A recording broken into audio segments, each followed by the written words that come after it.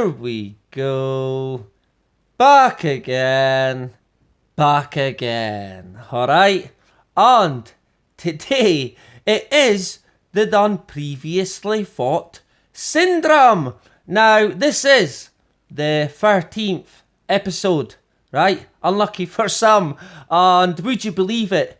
In this episode, we will indeed see the syndrome in all her glory, right? Happy days. And it is, of course, in relation to, some of yous may have read it already in the media, but it is in relation to microplastics, or more importantly, the chemical polypropylene, if I'm even saying it right.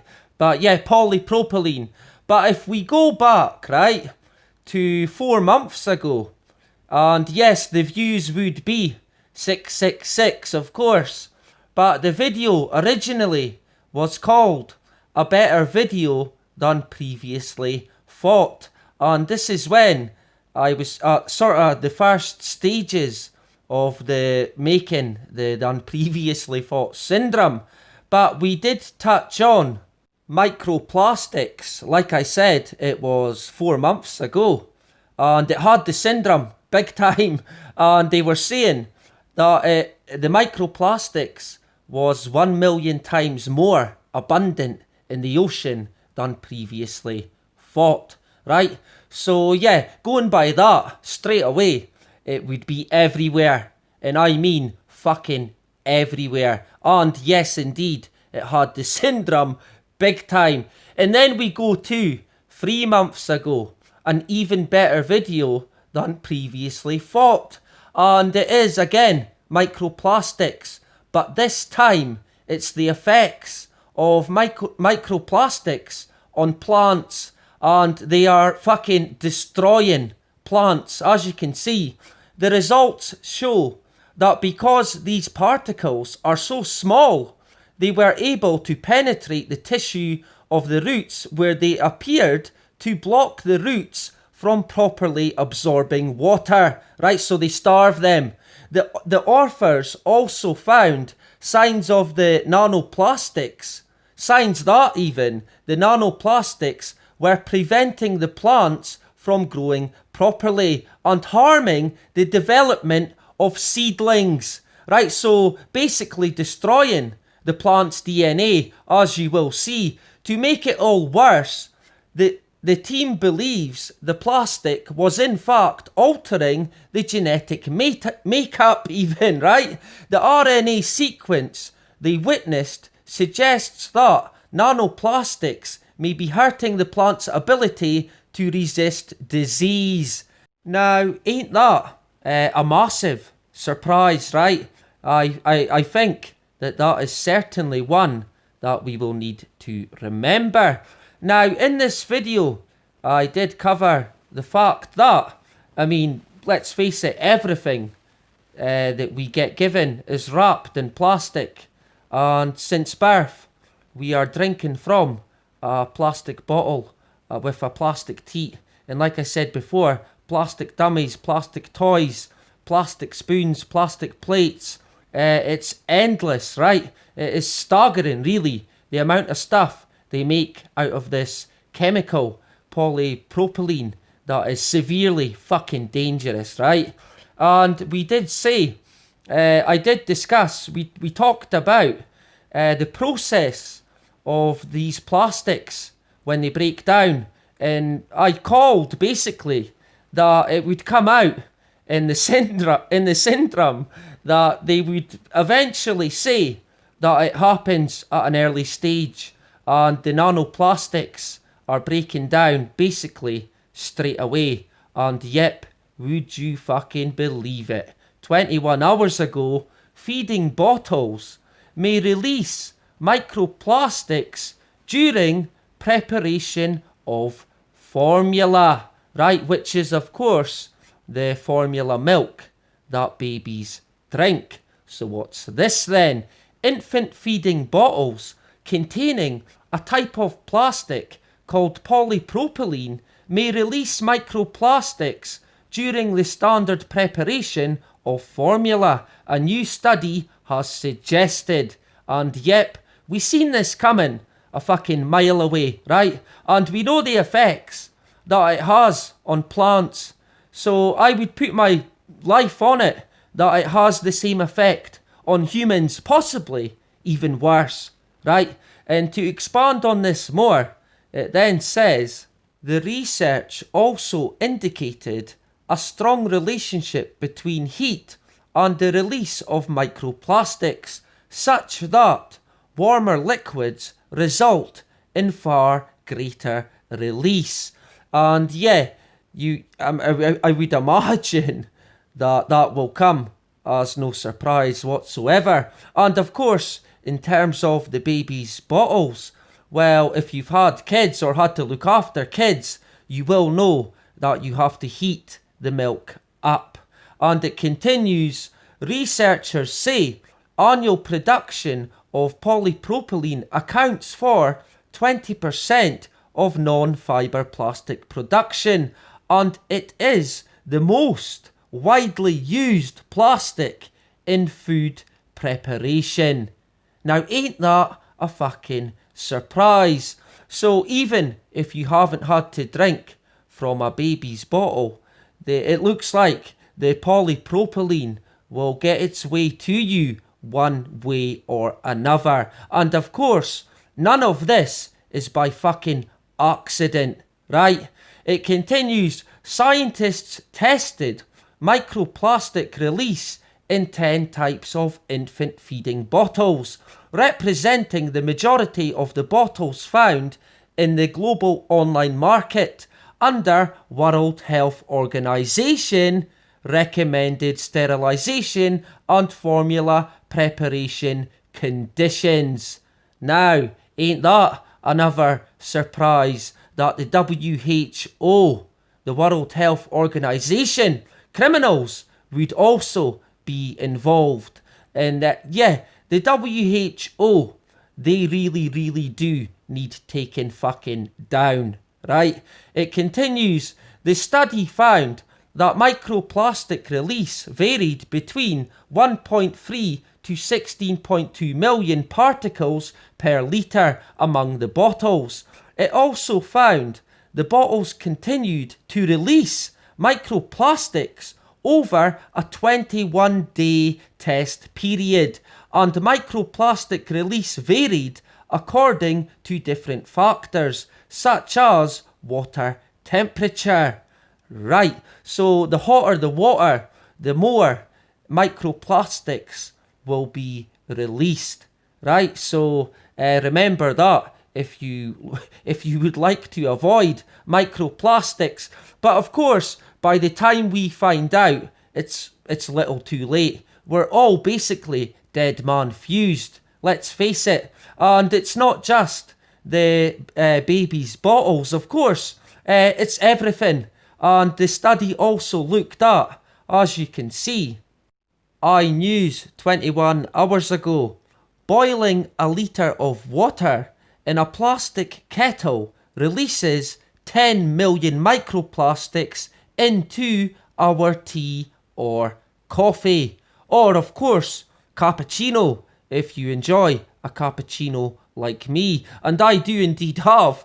It is my guilty pleasure, my cappuccino, an espresso, if I can say it, espresso machine, and yeah, that is made of plastic. So I've probably ingested that much plastic throughout my 33 years blessing this planet that a high percentage of my body is probably now made out of nanoplastics, right? That wouldn't surprise me one bit. But to expand on this, our study indicates that daily use of plastic products is an important source of microplastic release, meaning that the roots of exposure are much closer to us than previously thought.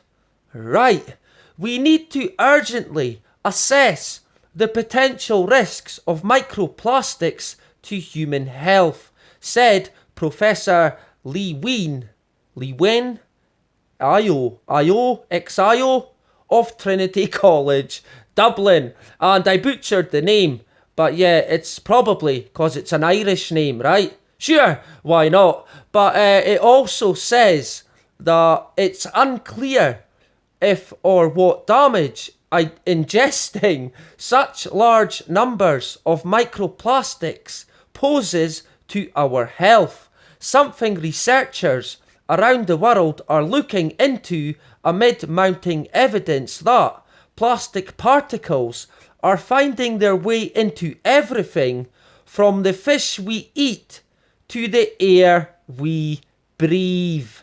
Right?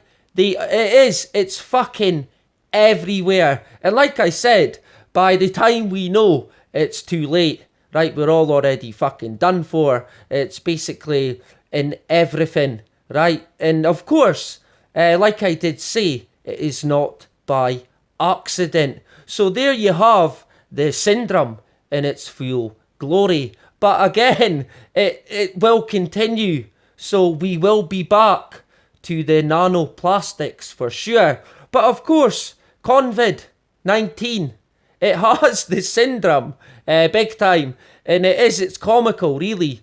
And everything is eventually going to be COVID. And this week, they have been once again saying, as you can see, abnormalities spotted in lungs of 60% coronavirus patients months later. Right, sure. I can never say that word. Abnormalities spotted in lungs of 60% of coronavirus patients months later. Oxford University study. So yeah, it must be true. If it's Oxford, right, you know it's real good stuff. Britain's Oxford University on Monday claimed that in some cases COVID-19 symptoms persist or last way longer than previously thought. Right, sure. Now this is of course tied into the long COVID. Right, everything, like we have said, everything is going to become COVID or long COVID. And if you're unfortunate enough to get a false positive, right, to test positive for the COVID, then you're gardening a year later and you get pricked by a thorn on a rose bush. And yeah, that will of course be long COVID, right? Everything will be rolled into one because of course that is, I would imagine that is what Big Pharma, that's what they want. And of course it will all help in the depopulation agenda. And this is one that they are continuing to push week after week now, is that the COVID, it lasts on surfaces for longer than previously thought. Right, but of course it won't get you at Asda or Tesco or the local McDonald's. Sure. So what else has been in the syndrome? Well, we will take a wee look. But of course, the COVID, it will be back for sure. So fear not, because yeah, like I have said, it is riddled with the syndrome. And of course, our champions, Science Daily, right, the go-to for all you need to know. They are, of course, our champs at the syndrome. 4 days ago, researchers find diverse communities compromise bacterial mats. What could it be? It's going to be good news. Well, no. Threatening coral reefs. It's always. It's a bit like Bill Gates, Science Daily. You know, when it's Science Daily or Bill Gates, it's always bad fucking news, right? Researchers are learning more about the brightly coloured bacterial mats threatening the ecological health of coral reefs worldwide. In new research released this month, a Florida State University team revealed that these mats are more complex than scientists previously knew, opening the door for many questions about how to best protect reef ecosystems in the future. So yet again, you have to wonder, what do these so-called scientists actually know? Fucking nothing. And I hope they're not going to treat these coral reefs with any of Big Pharma's fucking medication, because that will be the fucking end of them. That is for sure. And Science Daily are also pushing this article here 7 days ago. Risk of heart complications and major surgery is higher, after major surgery is higher than previously thought. And that is being pushed big time, right? And it's not just the scientists that know nothing. It is, of course, also our heroes at NASA. They also blatantly and evidently know fucking nothing, right? And as you can see, 3 days ago from IBT, when will celebrity star Beetlejuice explode? Supergiant closer to Earth than previously thought. Right, so this is this supergiant star that is about to explode, possibly. And Beetlejuice, the star that will explode, is 25% closer than we thought. Dun, dun, dun. So yeah, just like our heroes, the scientists, our good pals at NASA, have shown again that they know nothing. Ain't that a surprise, right? Sure. And yeah, the WHO, once again, back in the news 6 days ago, and in the syndrome, would you believe it? WHO estimates 20% more TB cases in South Africa than previously thought. So it would look like tuberculosis or TB, it has the fucking syndrome. So look out for it. And I seen this from 8 hours ago, today, the 20th of October, the year of deception. Aussie birds carrying harmful bacteria in higher numbers than thought, study suggests. So it looks like the birds and anti-vaxxers will be the target, right? They will be carrying and spreading the fucking virus. This hoax virus that, of course, is so dangerous and deadly that you don't even know that you have it. And when they talk of the flu, I can never remember anyone ever having the flu but having no symptoms, right? I personally, touch wood, have never had the flu or never had the flu jab and don't intend on ever fucking getting it. That is for sure. But yeah, people of course are free to do as they please. Or are they? Will we see the vaccine being forced upon us, right? Watch this space. And just finally, for this week's syndrome, UK research finds crab lobster pots do more damage than thought. Right, so I'm sure, again, this is not by accident. Everything that we have covered in today's syndrome could have been prevented without a doubt. But yeah, I would imagine that that'll be the end for the crab and lobster pot fishing, which a lot of communities and people depend upon. Well, they used to, but of course here in the UK, like the crab fishing, many industries are heading down the fucking pan, right? They are destroying everything before our eyes. And that is it for this week's Than Previously Thought Syndrome. Now, I will actually be back tomorrow with a video on an article that has been done by the journalist John Rappaport. He is indeed one of my favourites. And if you don't know of John, then you fucking should, right? Look him up for sure. Anyway, I will catch you when I am back, hopefully tomorrow. Right, so that is about it. Bye-bye.